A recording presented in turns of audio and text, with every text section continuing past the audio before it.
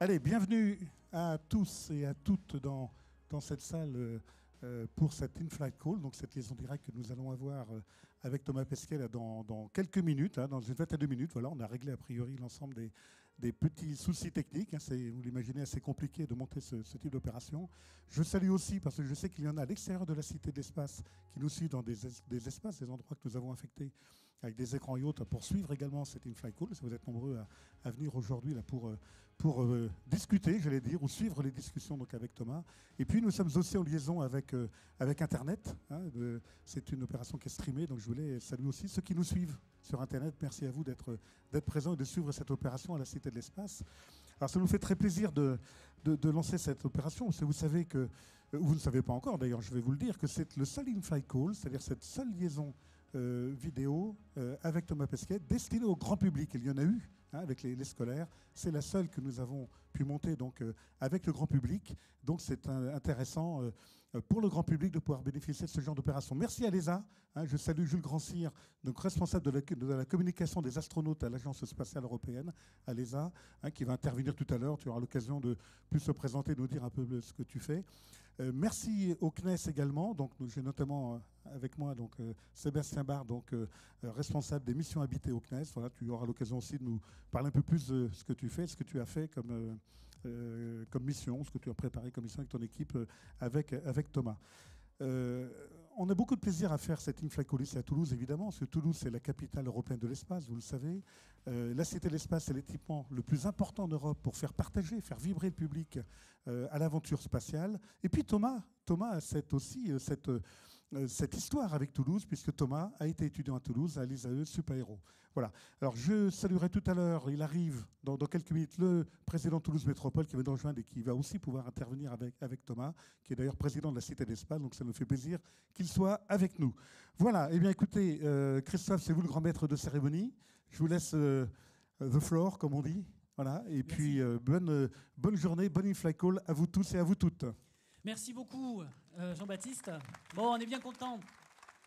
On est bien contents d'être tous réunis ici dans l'IMAX, à la Cité de l'Espace, dans différents lieux de la Cité aussi, dans les halls et des autres salles, et puis sur Internet, comme l'a dit Jean-Baptiste Desbois. On va commencer tout de suite, avant le direct qui va commencer vers 14h, le direct avec la Station Spatiale Internationale et Thomas Pesquet. On va essayer de discuter avec nos invités. Donc j'invite Jules à s'installer, Jules Grand-Cyr donc de l'Agence Spatiale Européenne. Bonjour Jules. Merci Christophe, bonjour. Et Sébastien Bard, qui lui nous vient du CNES. Bonjour. Bonjour Sébastien, pas très loin d'ici.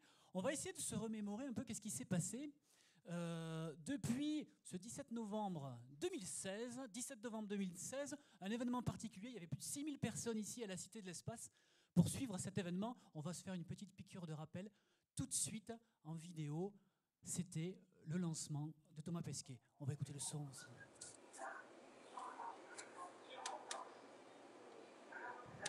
Alors Jules, tu te souviens de cet événement, j'imagine. Oui. Où étais-tu ce jour-là? J'étais à peu près à 900 mètres de la fusée là, qui décolle. Et c'est très très bruyant. Si on peut monter le son même pour qu'on entende. On peut monter le son. Hein. Faut pas que j'éternue au moment où je suis en train de... C'est drôle. Je le dirais, À tes souhaits. C'est Peggy qui parle. C'est pas le son. Ça, c'est pas le son de Baïkonour qu'il y avait à l'époque. Hein.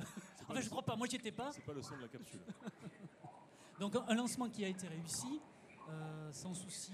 Très beau lancement de nuit. Ah, mais ça, c'est pas grave, hein, si tu cherches. On a un retour là de FaceTime à la régie, qu'on entend dans la salle. Voilà, merci. Et oui, un très très beau lancement de nuit, effectivement, pour le Kazakhstan. Ici, c'était la soirée. J'ai entendu que la rocade était bloquée, que les gens n'arrivaient pas à accéder. Un lancement magnifique avec un petit groupe de personnes dans les steppes du Kazakhstan. Très bien. Donc, alors après ce lancement réussi, il a fallu quelques temps pour que Thomas Pesquet rejoigne la station spatiale. Il y a deux trajectoires, on va dire. Il y a la courte et il y a la longue. Je crois que pour Thomas, ça a été la longue. Hein. Oui, tout à fait. Peut-être que tu peux nous rappeler pourquoi. C'est-à-dire qu'on a deux options. Pour rejoindre la station spatiale, on a un scénario qui prévoit que cette capsule Soyouz, que vous connaissez peut-être, mette 2 jours à rejoindre la Station spatiale internationale. Et puis, il y a quelques années, en 2013, on a testé un nouveau protocole qui, avec des calculs nouveaux, ce sont pour moi un petit peu comme des magiciens, ceux qui travaillent avec les chiffres. Moi, je suis très mauvais avec les chiffres. mais eux, ils ont très bien travaillé à l'école et ils savent faire tous ces calculs de mécanique orbitale. Ils ont réussi à développer un protocole pour que la capsule Soyouz rejoigne la station spatiale en 4 orbites seulement, c'est-à-dire 6 Comment tu vas les heures. entendre? Ça veut dire que 6 heures après le décollage, comme on vient de voir ici, eh bien, on peut s'arrimer déjà à la station spatiale. D'accord. Donc une fois qu'on s'est arrimé, une fois que Thomas Pesquet et ses compagnons ont pu pénétrer à l'intérieur de la station spatiale, ben là, très rapidement, on va le voir là aussi avec une petite vidéo, au travail. Hein. Il n'y a pas trop le temps de se retourner. D'entrée de jeu, une des premières manips qui a été réalisée, peut-être que Sébastien peut nous la commenter, il la connaît bien. Alors ça, c'est une expérience qui s'appelle Mares, qui est une grosse expérience parce que bon, non seulement elle est encombrante, là, je sais pas, comme on peut le voir, donc ça demande beaucoup de temps pour installer l'expérience déjà, et ensuite ça demande beaucoup de temps à la réaliser. L'objectif de cette expérience, c'est étudier la perte musculaire. Donc je ne sais pas si vous savez, mais quand on va dans l'espace, les muscles, les os sont moins sollicités parce qu'on ne fait pas d'efforts, et donc peu à peu, les muscles vont s'atrophier, les os vont se décalcifier. Et ce qu'on cherche à étudier, c'est la dynamique, comment ça se passe, quoi. À la fois pour préparer le retour, parce que quand ils vont revenir sur Terre, il faut quand même qu'ils soient assez musclés pour resupporter la gravité. Et puis aussi pour, si un jour on va envoyer des gens sur Mars, un voyage qui va durer très longtemps, être sûr qu'une fois qu'ils arrivent sur Mars, ils seront en bonne santé. Alors c'est une des différentes expériences que Thomas Pesquet a réalisées et réalise toujours à l'heure actuelle. La mission n'est pas terminée à bord de la station spatiale. Il n'y a pas que ce travail-là qui lui est demandé, il y a aussi beaucoup de maintenance à effectuer dans la station spatiale, mais aussi en dehors de la station. Et pour aller en dehors de la station, réparer parfois certains équipements, il n'y a qu'une seule façon de faire, c'est la sortie extravéhiculaire. On va le voir aussi. Et voilà, ça veut dire qu'il faut mettre son scaphandre, qui est effectivement comme un vaisseau spatial. C'est un vaisseau spatial miniature, le scaphandre, qui ne peut accueillir qu'une seule personne et qui est extrêmement flexible. Alors, il y a tous les systèmes de support vie qu'il y a dans un vaisseau spatial, dans ce scaphandre, effectivement. C'est une des activités bien sûr maîtresse pour les astronautes parce que c'est une activité critique qui est absolument indispensable et qui évidemment requiert des compétences et de l'entraînement spécifiques auxquels Thomas s'est soumis avant son vol pendant l'entraînement. Alors on voit sur ces images, tout a l'air hyper lent, là, ils font des gestes lents, mais en fait ça va très très vite. Hein. Là, il est en train de tourner à 28 000 km/h autour de la Terre. Hein. On ne s'en rend pas bien compte. Oui, tout à fait. C'est le seul moment où effectivement un individu peut être lui-même un satellite de la Terre. Avec ce petit scaphandre, finalement, il n'est plus à l'intérieur d'un vaisseau spatial ou à l'intérieur d'une station, mais il est lui-même, finalement, au même titre que la station, au même titre que la Lune, eh bien, un satellite de la Terre, il se déplace à 28 000 km/h, c'est 7 km par seconde. Et puis alors on voyait, hein, je ne sais pas si vous avez vu des tas d'équipements, des outils qui pendaient de la ceinture, donc tous les équipements, tous les outils qui sont utilisés, il ne faut pas les perdre, hein, il faut toujours être très concentré, ce n'est pas qu'une fatigue physique, c'est aussi une fatigue intellectuelle pour les astronautes à bord. Oui, tout à fait. Bon, il y a une motivation, évidemment, vous connaissez tout ça. Quand on est très motivé pour faire quelque chose, eh ben, on ressent la fatigue un petit peu moins, et c'est un petit peu aussi la même chose pour les astronautes. D'ailleurs, si je peux me permettre, je voulais faire quelque chose. Vous savez qu'on va parler peut-être, si tout se passe bien, avec Thomas tout à l'heure. Ouais. Et en général, ce que Thomas fait avant de faire ce genre d'appel, il regarde ses emails rapidement. Et donc, ce que je peux faire, c'est envoyer avec mon téléphone ici un email à Thomas. Et je me suis dit, on va peut-être, pour qu'il se rende compte un petit peu de où on est ici, qui on est, est-ce que vous êtes d'accord pour que je prenne une photo de l'audience ici et que je l'envoie à Thomas pour qu'il vous voie avant de nous appeler? Qu'est-ce qui n'est pas d'accord? Levez la main. Ok, personne, je vois personne. Je vois une personne, il faut se cacher avec son sac. Cachez-vous avec votre sac. Je fais une photo, rapidement. Hein. Hop. Allez, levez tous les mains. Allez, on lève les mains tous pour dire bonjour à Thomas qui attend hein, de nous voir intervenir bien en l'air. Super, merci beaucoup. Alors, voyez, hop, comme vous connaissez tous, vous savez tous faire ça. Tu sais pas faire? Alors, on va faire un très rapidement. Ça part direct, alors? Ça part direct à Thomas. Tu nous garantis la réception à bord de la station spatiale? Je vous garantis la réception. Bon. Ça y est, j'ai marqué Thomas on ASS et je vais mettre public de la cité et voilà, de la cité, send, et c'est parti. On va vérifier. Hein. Voilà, on va vérifier. On va lui demander. On va vérifier. Hein, moi, je suis tout à fait impatient de voir ça. Bon, merci Jules en tout cas. Vous voyez, on peut communiquer très facilement maintenant avec la station spatiale. Alors, outre ces opérations de maintenance, on a vu la sortie extravéhiculaire. Il y a aussi beaucoup d'expériences qui sont menées à titre, on va dire, pédagogique, éducatif, pour éveiller les vocations scientifiques chez les jeunes et les moins jeunes. Alors, on a aussi une petite vidéo qu'on a le temps de passer rapidement, une expérience qui s'appelle Spheres. Alors, peut-être que tu peux... Sébastien ou la commenter. C'est une expérience internationale en fait qui a été imaginée par le MIT aux États-Unis. C'est une compétition comme il s'en fait d'ailleurs en Europe et en France, des compétitions de robots où des codages sont faits par les élèves en amont et puis ces codes sont envoyés ensuite à bord de la station. Il faut bien comprendre que ce qu'on fait à bord de la station, c'est de l'innovation. Et l'innovation, il ne faut pas se voiler la face. Je nous parle à nous, notre génération, nous on est trop vieux. C'est pas nous qui allons à notre âge trouver des nouvelles solutions. Et donc c'est pour ça que ce qu'on fait, ce que font nos partenaires avec la station spatiale, c'est de donner l'opportunité à des jeunes, à des gens qui vont à l'école, à l'université, et bien de s'adresser à nous avec des nouvelles solutions, des solutions innovantes. Et c'est comme ça qu'on va trouver des nouvelles solutions pour les défis qui sont les nôtres aujourd'hui et qui seront les nôtres demain. Alors parmi toutes ces expériences aussi, il y a toutes celles imaginées par le CNES ici à Toulouse, les expériences, on va dire 100% françaises, donc que Sébastien et son équipe au sein du CADMOS ont imaginé, ont suivi au pair. Est-ce que tu peux nous en dire peut-être un petit peu plus sur ces expériences ? Oui, alors pour le vol de Thomas, pour Proxima, on a développé une petite dizaine d'expériences, mais en fait le CADMOS est impliqué dans tous les vols habités, pas seulement quand un Français vole, sinon on ne ferait pas grand-chose. On aimerait qu'il y en ait plus, mais donc on travaille quelle que soit la nationalité des astronautes. Notre spécialité à Toulouse, c'est la physiologie, donc on est responsable de tout ce qui a trait au corps humain. Et pour compléter ce que disait Jules sur l'innovation, en fait, pour être plus global, pourquoi on fait des expériences dans la station ? Il y a deux grands objectifs. Le premier, c'est en fait, il y a plein de choses qu'on ne peut pas observer sur Terre, et le seul moyen de les observer, c'est dans l'espace. Parce qu'il n'y a que dans l'espace où on peut s'affranchir de la gravité et observer des phénomènes inobservables au sol.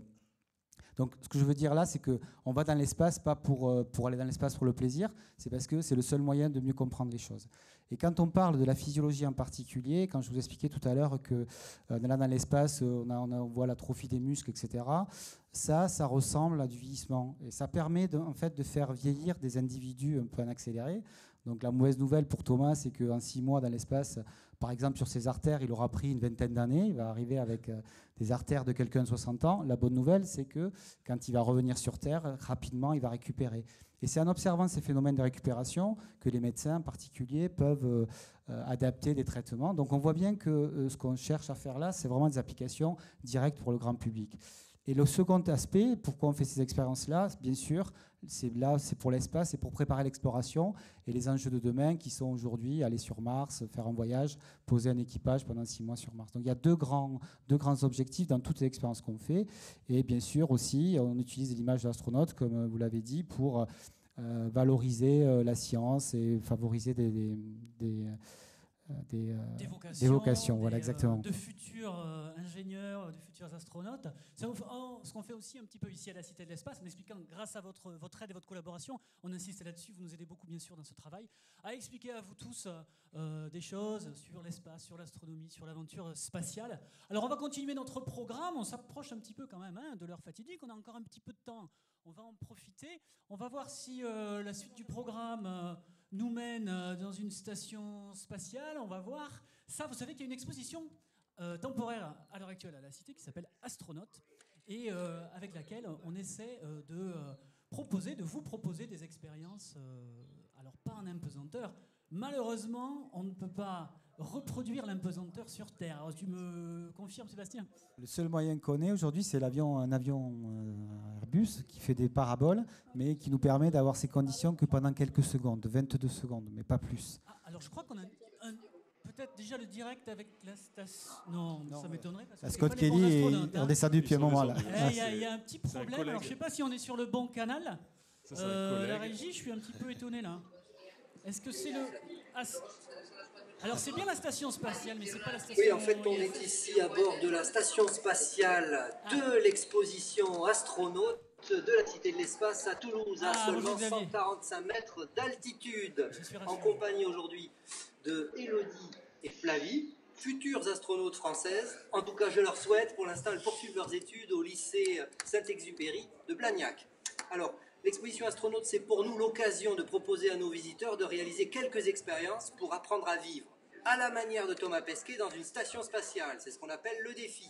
Alors nous aussi, on arrive à faire flotter les objets dans l'air, comme vous le propose ici Flavie.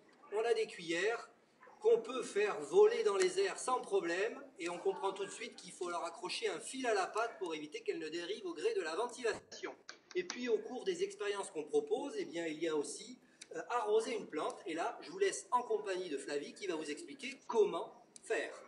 Donc on insère de l'eau dans la seringue, on prend notre seringue, on cherche le trou qui est à la base de la plante, on met la seringue à l'intérieur du trou, ensuite on enfonce la seringue, on retire la seringue de la plante et ensuite on peut la retourner sans que l'eau tombe de la plante et on peut l'accrocher n'importe où. Alors l'eau ne sert pas qu'à arroser les plantes à bord d'une station spatiale, évidemment les astronautes peuvent la boire et elle est surtout très précieuse, donc ils ne peuvent pas trop en consommer pour se laver à bord, sachant qu'il n'y a en plus pas de douche, pas de lavabo et pas de baignoire. Donc leur seul moyen de se laver à bord, c'est d'utiliser un oshibori. Et là, c'est Élodie qui va vous expliquer ce qu'est un oshibori. Alors un oshibori, c'est cette petite pastille blanche. Donc on va essayer de mettre de l'eau dessus.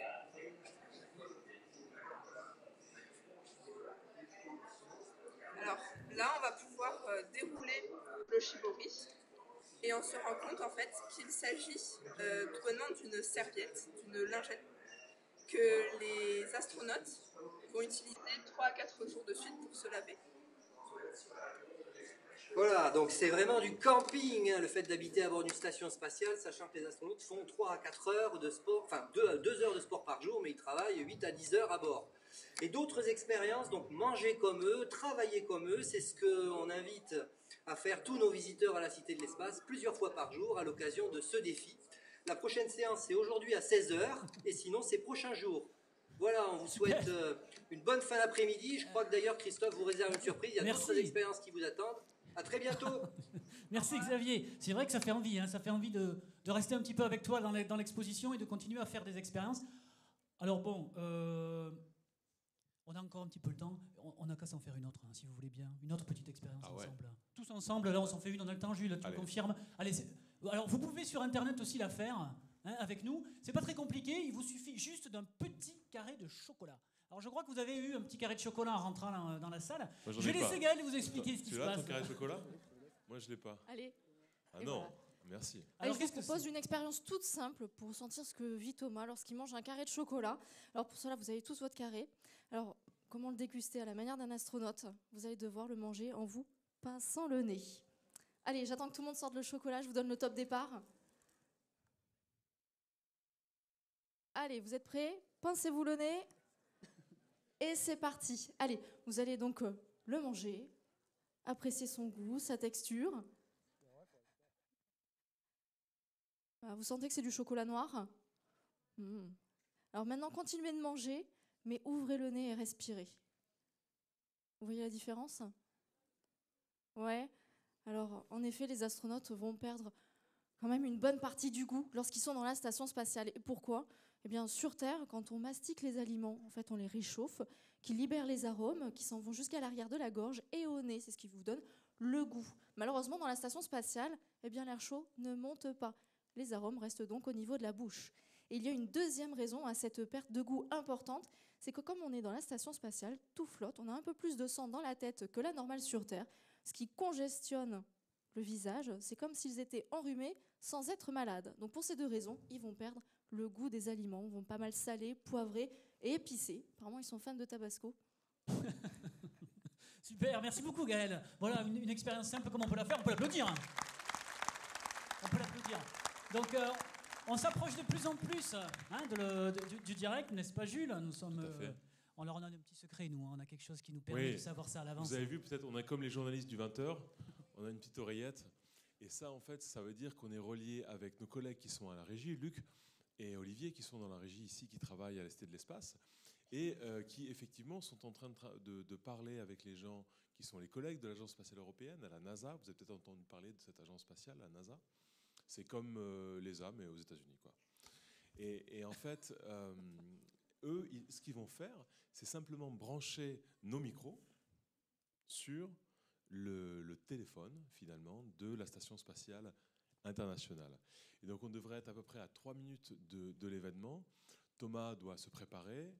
Et ensuite, on va finalement avoir un dialogue, Christophe, qui n'est pas si simple que ça. On est habitué aujourd'hui, on a vu avec l'Expo Astronaute, FaceTime, Skype, j'ai le droit de citer des marques. Voilà, tous ces moyens de communication qu'on utilise, que vous utilisez, j'en suis sûr, régulièrement, ça paraît extrêmement facile. Eh bien, la Station spatiale internationale, c'est encore quelque chose. Et voilà, on est encore sur un modèle très compliqué, bien sûr, puisqu'on n'est pas tout à fait dans un environnement comme on a sur Terre. Le signal part d'abord sur un satellite qui est géostationnaire. Et vous savez à quelle distance ils sont, les satellites géostationnaires? À la Cité de l'Espace, les gens le savent. Je crois qu'il y a des lycéens dans la salle. Ah, il y a quelqu'un là-haut qui le sait. Vas-y, si tu cries, je l'entends. Voilà, bravo, on peut l'applaudir. Bien. Exactement. Alors, le signal, il va de la station qui est à 400 km au-dessus de la Terre d'altitude à ce satellite qui va redescendre sur Terre, remonter sur un satellite pour être transformé et qui va ensuite redescendre sur Terre et puis repasser l'Atlantique pour descendre ici à la Cité de l'Espace, donc où vous avez une parabole qui reçoit le satellite. Voilà, et là donc on est en train de tout régler à la régie. On peut les applaudir, hein, nos amis de la régie, parce que c'est aussi beaucoup grâce à eux qu'on va pouvoir réaliser. Ça, c'est leur petit signe qu'ils ont bien entendu nos applaudissements. Par contre, on voulait mettre. Alors ça, c'est le fameux centre de contrôle de Houston, dont je parlais tout à l'heure. Vous voyez, des gens qui mangent. C'est ça. C'est ça le centre de contrôle. C'est la vie aussi.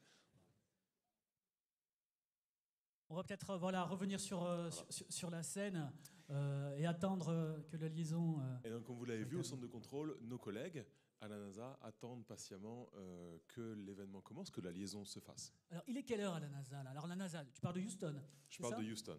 Voilà, le centre à Houston, le centre qui s'occupe, Johnson Space Center, qui s'occupe justement de suivre les vols habités. Exactement. Je veux dire très précisément quelle heure il est à Houston. Il est très précisément 12h GMT. Puisque dans le centre de contrôle, eh bien, on travaille avec leur GMT, leur UTC, qui est le temps universel de Greenwich, puisque c'est l'heure avec laquelle on travaille à bord de la station spatiale. Et donc, pour ne pas créer de confusion entre eux, nous, nos collègues japonais, etc., eh bien, on utilise ça. Alors, on va essayer maintenant de contacter Thomas dans quelques secondes. On va tenter de le contacter, on va voir si ça marche. On va voir si ça marche.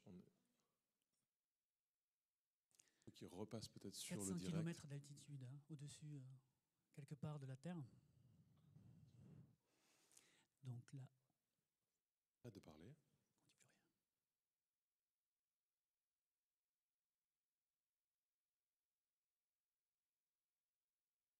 On dit plus rien. Are you ready for the event? We are ready. European Space Agency. This is Mission Control Houston. Please call station for a voice check. Please call station for...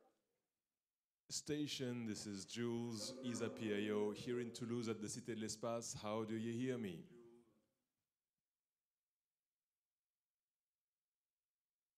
On va applaudir.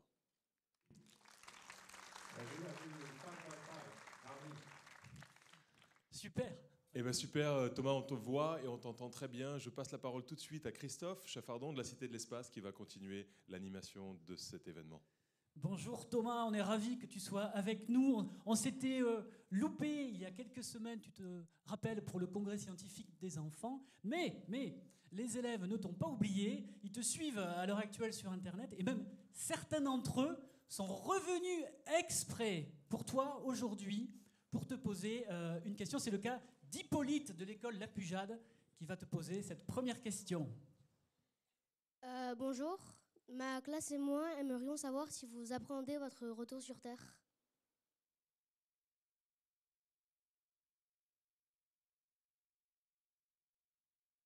Bonjour à tous, ravi d'être avec vous aujourd'hui. Bonjour Hippolyte. Est-ce que j'appréhende mon retour sur Terre? Non, écoute, je serais content de retrouver mes proches et de retrouver beaucoup de choses de la vie sur Terre qui me manquent. En même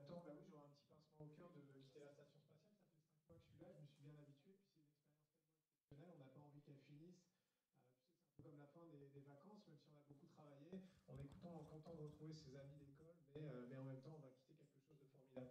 Donc c'est un peu dans cet état d'esprit-là que je suis en ce moment. Ok, merci Thomas. On a parmi toutes les personnes qui sont avec nous aujourd'hui à la Cité de l'Espace, nous avons l'honneur d'avoir Monsieur le maire de Toulouse, qui est président de la Cité de l'Espace, Jean-Luc Moudinque, qui est là. On l'accueille et je crois qu'il a aussi quelques questions à te poser. Bonjour Thomas et ravi d'échanger quelques instants avec vous. On est vraiment très émus. C'est aujourd'hui la journée de l'Europe. Vous êtes le seul Européen présent à bord de la Station spatiale internationale. Et donc, je voulais vous demander un petit peu ce que ça vous faisait et si vous éprouvez de la fierté d'être le seul Européen dans l'espace.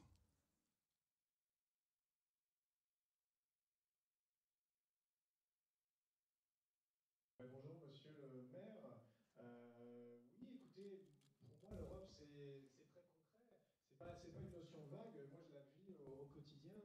Je suis basé à Cologne, en Allemagne, à une encablure de Paris, de Bruxelles. Je me rends à Amsterdam régulièrement. Et autour de moi, eh ben, je partage mon bureau avec un Anglais, en face de moi une Italienne, mon chef est belge. Donc c'est l'Europe au quotidien. C'est l'Europe qui marche et qui réalise des choses qu'on n'arriverait pas à réaliser au niveau national, je pense, il faut le dire. Ça nous permet quand même de faire des choses qu'on ne peut pas faire au niveau national, comme ben, par exemple voler dans la Station spatiale internationale. Donc c'est ça que ça m'évoque. Oui, je suis fier d'être le seul Européen à bord de la Station spatiale. Et puis je trouve ça vraiment sympa qu'on alterne les nationalités, parce qu'aujourd'hui, moi j'ai mon drapeau français derrière moi, j'essaie d'apporter une touche un peu française à mes collègues, et puis demain ce sera un Italien avec des choses différentes. Différentes approches de beaucoup de choses, nourriture différente, etc. Donc je trouve ça sympa de partager ça avec des collègues américains ou russes et puis de leur montrer en fait que notre richesse en Europe, c'est notre diversité. Et en tout cas, nous, on est très fiers de vous avoir. Et puis, on aura le plaisir dans quelques mois, je pense, mais vous allez me le confirmer, de vous accueillir ici à la Cité de l'Espace. La Cité de l'Espace fête cette année ses 20 ans. Mais en octobre prochain, il y aura un événement assez incroyable puisqu'elle accueillera ici, pour la première fois, le congrès mondial des astronautes. Et donc, je voulais avoir la confirmation qu'on aurait le plaisir de vous y accueillir.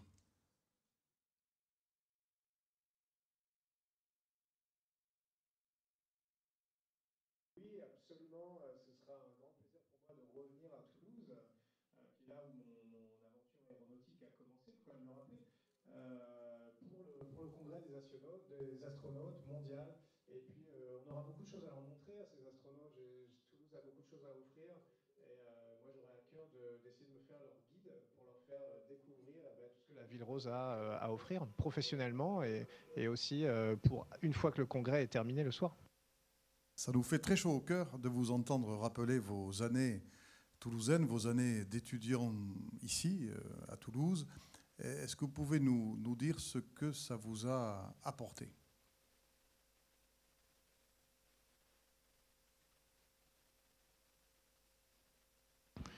Ah ben, bien sûr, moi, Toulouse m'a donné des ailes. C'est une métaphore, mais elle est presque à prendre au sens propre. En fait, moi, j'avais jamais pris l'avion de ma vie. La première fois que j'ai pris l'avion de ma vie, c'est pour descendre étudier à Toulouse, arriver de ma Normandie natale.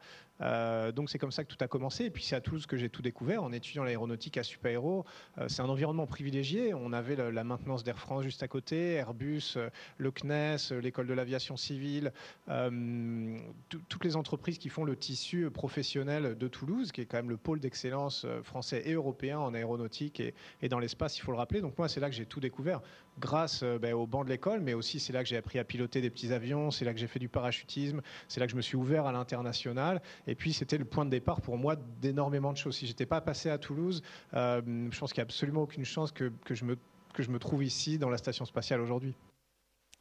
Merci beaucoup. Et je vais vous poser une dernière question que beaucoup se posent, je pense, ici. Quel est votre meilleur souvenir de l'espace, justement ?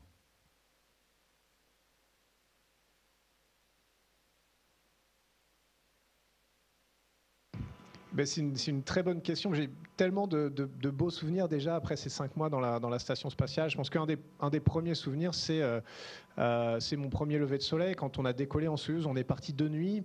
Donc, on savait qu'on était arrivé en orbite, mais tout était noir, on voyait rien du tout. Et puis tout d'un coup, en tordant un peu le cou par mon hublot, j'ai vu le lever de soleil dessiner la courbure de la Terre au bout de l'horizon.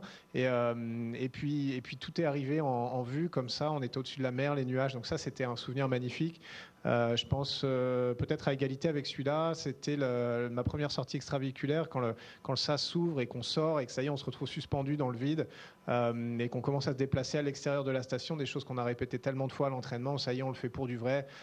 C'est un peu les sensations ultimes, je pense. Donc pour l'instant, je pense que ce sera mon top 2. J'imagine que le retour sur Terre, qui est assez sportif, complétera le podium et sera mon top 3.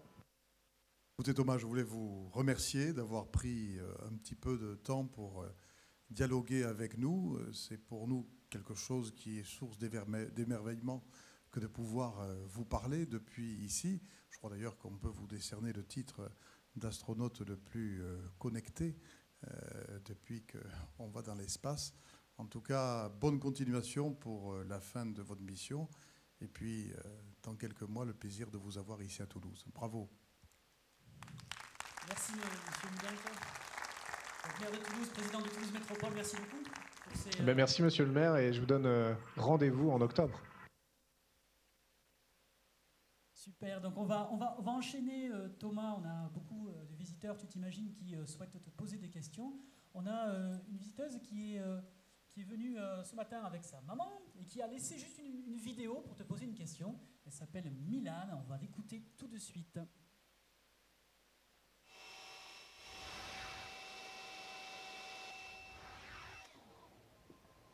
Bonjour Thomas, je m'appelle Milan et j'ai une question pour toi. As-tu remarqué que dans l'espace, tes cheveux et ta barbe poussaient plus vite, moins vite ou pareil que sur Terre? Merci.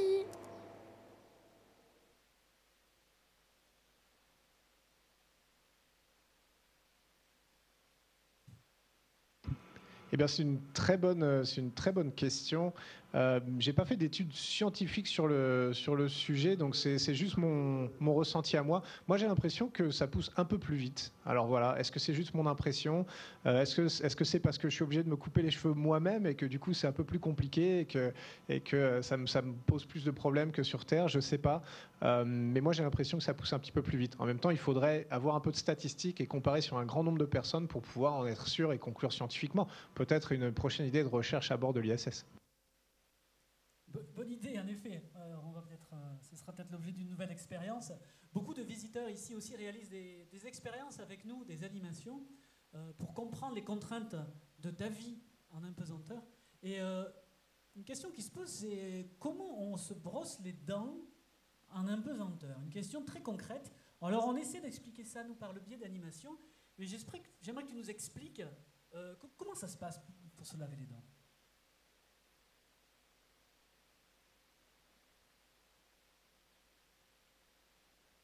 C'est très simple. Enfin, rien n'est très simple dans la station spatiale, dans l'espace. Il faut réapprendre beaucoup de gestes simples du quotidien. Dormir, manger, faire sa toilette, tout ça, il faut s'adapter. Mais se brosser les dents, c'est assez facile, en fait. On a notre brosse à dents, standard comme sur Terre. On a le dentifrice. On l'étale tout simplement. On se brosse les dents, mais par contre, on ne peut pas se rincer la bouche. Donc, à la fin de s'être brossé les dents, on avale tout simplement le dentifrice. C'est pas toxique si on n'en avale pas trop. Donc voilà, c'est la solution la plus simple qu'on ait trouvée pour se brosser les dents à bord de la station spatiale. Alors tu nous rassures parce que c'est exactement la même chose qu'on dit à nos visiteurs. Nous voilà tous rassurés à la Cité de l'Espace. C'est ce qu'on leur propose de faire, avaler leur dentifrice. On a beaucoup de gens qui nous suivent, tu sais, sur Facebook. Et une de nos fans Facebook qui nous suit, qui s'appelle Laura, souhaitait aussi, par intermédiaire du réseau social, te poser une question. On va l'écouter. Bonjour Thomas, je m'appelle Laura. J'aimerais savoir si vous avez ressenti la sensation du vide, voire le vertige lors de votre première sortie extravéhiculaire. Bon retour sur Terre.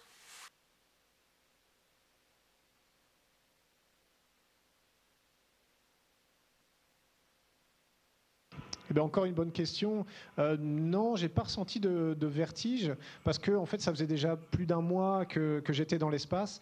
Donc mon corps, mon cerveau s'était habitué à la sensation, au fait que bah oui, c'est pas parce qu'on est suspendu au plafond qu'on va tomber. On tombe pas, on est tout à fait stable.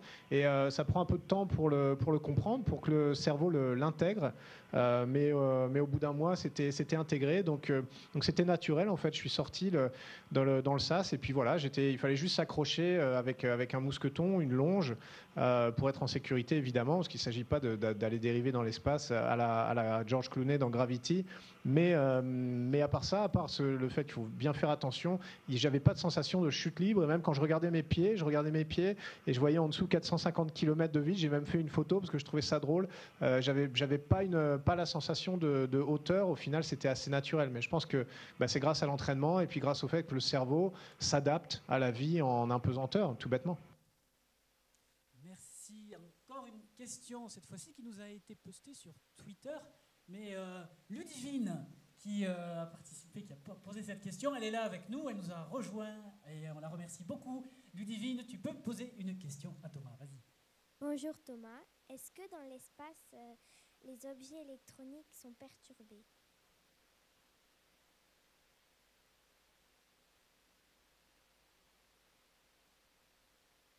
Ah, c'est une bonne question. Alors oui et non. Le fonctionnement, les principes électroniques, eux, sont les mêmes. Les échanges numériques ou d'électrons sont pas affectés par l'impesanteur, mais par contre, il y a des conséquences un peu spéciales. Par exemple, il n'y a pas de sédimentation des gaz. Les gaz chauds ne montent pas, les gaz froids ne descendent pas comme sur Terre. Donc, pour refroidir des appareils électroniques, c'est plus compliqué parce qu'ils échauffent l'air autour d'eux et puis ça leur fait comme une bulle d'air chaud qui reste, qui ne va pas s'envoler comme sur Terre, monter vers le haut. Et du coup, ils ont tendance à s'échauffer beaucoup plus vite que sur Terre. Donc on est obligé de les ventiler ou même de faire du refroidissement avec des circuits d'eau froide pour refroidir les appareils électroniques. Donc tu vois, encore une fois, ça veut dire que dans l'espace, tout est plus compliqué. Il faut changer la manière de penser qu'on a sur Terre. Et puis, il faut avoir des systèmes qui sont faits pour fonctionner ici. On ne peut pas prendre n'importe quel appareil qui fonctionne sur Terre et l'amener dans la station. On ne peut pas emmener son téléphone portable ou des choses comme ça. C'est pour toutes ces raisons-là. Merci beaucoup. Ludivine est très contente d'avoir eu sa réponse. Alors, parmi tous les visiteurs aussi qui sont venus très nombreux aujourd'hui, comme tu le sais, nous avons beaucoup de scolaires, des élèves de primaire, de collège, de lycée. Alors, avec nous, il y a Emma, qui est lycéenne, en bac pro aéronautique, c'est ça? Et qui a une question à te poser. Vas-y. Bonjour Thomas, on voulait savoir s'il y avait une préparation spéciale avant une sortie dans l'espace.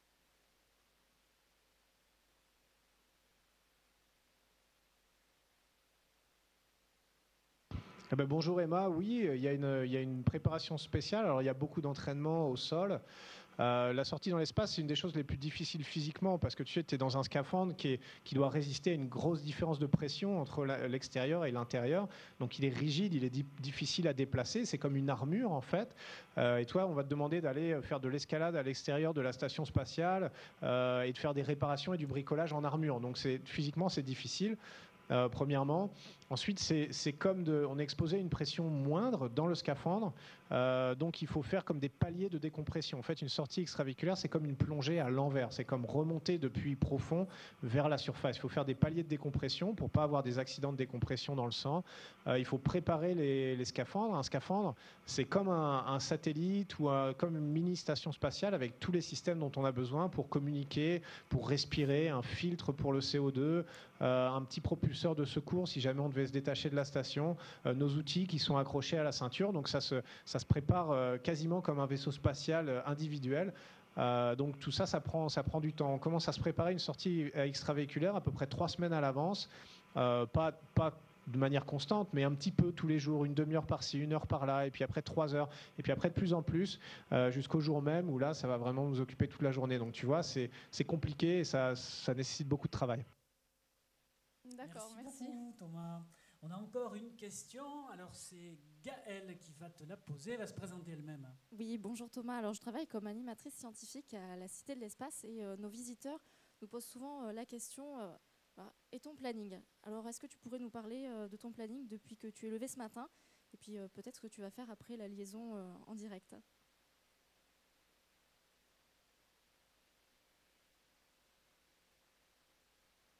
Eh ben oui, tout à fait, c'est une bonne question. Mon planning, il est sur cet ordinateur derrière moi. Il est géré par le centre de contrôle qui planifie des tâches, qui nous envoie les procédures pour les réaliser, avec qui on dialogue à la radio toute la journée. Et aujourd'hui, alors ce matin, je me suis levé à 6 heures. J'ai fait mes 2h30 de sport. On a eu la conférence tous ensemble avec tous les centres de contrôle pour se mettre d'accord sur le planning de la journée, poser les questions, obtenir des réponses, etc. Ensuite, tout le monde se sépare. Moi, j'ai fait 2h30 de sport. Ensuite, une conférence avec les médecins. J'ai travaillé sur des cubes satellites, des nanosatellites qu'on va lancer depuis la station spatiale très bientôt. Donc, j'ai préparé tout ça. Et puis ensuite, cet après-midi, justement, on se prépare pour la sortie extravéhiculaire. Mes 2 collègues qui vont sortir vont enfiler leur scaphandre, essayer, faire tous les derniers réglages. Et moi, je vais être dans le SAS avec eux pour m'occuper d'eux, pour faire en sorte que tout aille bien. On va tout vérifier pour être prêt vendredi. Et ensuite, après ça, je vais travailler sur le système de recyclage de l'eau à bord de la station spatiale. Et tout ça, ça va nous emmener doucement jusqu'à 19h30 où on refait une conférence avec tous les centres de contrôle pour clôturer la journée. Et ensuite, chacun retourne chez soi. Enfin, nous, on reste à bord de la station parce qu'évidemment, c'est là où on travaille, mais c'est aussi là où on vit. Merci beaucoup Thomas. Dernière question rapidement.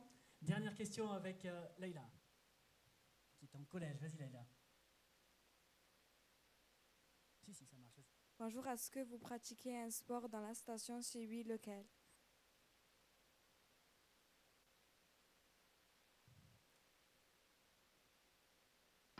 Oui, on pratique. Alors tu vois, on pratique un peu la gym artistique parce qu'on peut faire des tours dans tous les sens.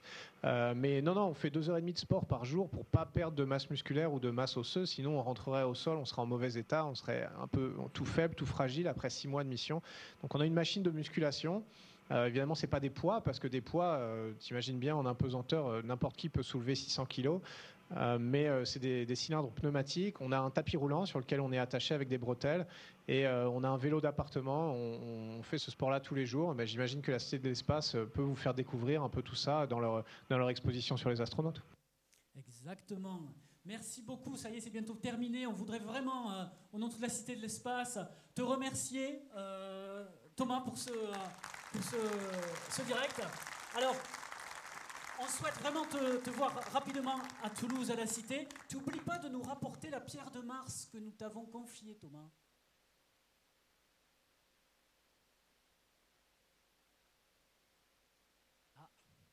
Oui, tout à fait. D'ailleurs, je l'ai avec moi. Je vais vous la montrer. Je ne sais pas si la caméra va bien la voir, mais ça, c'est la pierre de Mars qui était confiée.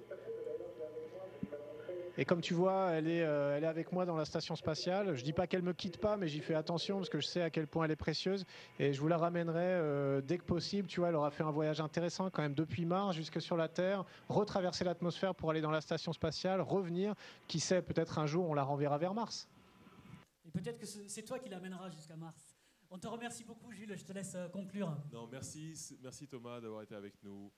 Et à bientôt. Alors, bonne journée dans l'espace. On peut l'applaudir.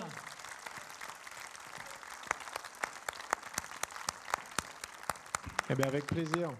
C'est un grand plaisir d'être avec vous tous aujourd'hui. Très bonne journée à la Cité de l'Espace. Merci.